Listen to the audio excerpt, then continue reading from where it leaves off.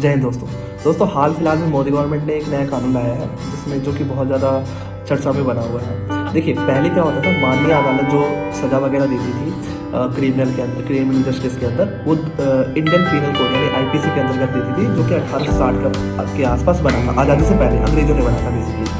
उसके बाद क्या हुआ, अभी 2023 में पिछले साल ही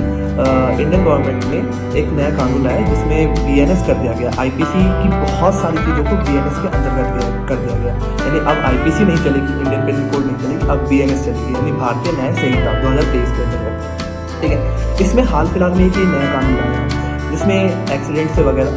रिलेटेड चीज़ों को इन्होंने जोड़ा है, जिसमें कहा गया है, देखिए एक्सीडेंट दो तरीके से की जाती है। एक तो इंटेंसली कि आपका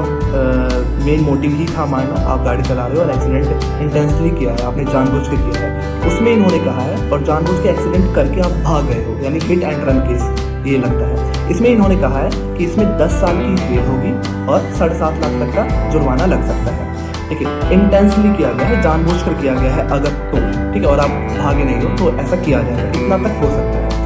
दूसरी चीज़ है कि हाँ, आप गलती से हो गई है, कोई टेक्निकल एरर हो गई जिसके कारण आपके कहते हैं एक्सीडेंट हो गया है, जिसमें उसकी जान चली गई है पीड़ित की, तो इसमें कहा गया, और अगर ड्राइवर जो है कोई सा भी ओनर हो सकता है, व्हीकल ओनर हो सकता है, जरूरी नहीं ट्रक ड्राइवर ही है,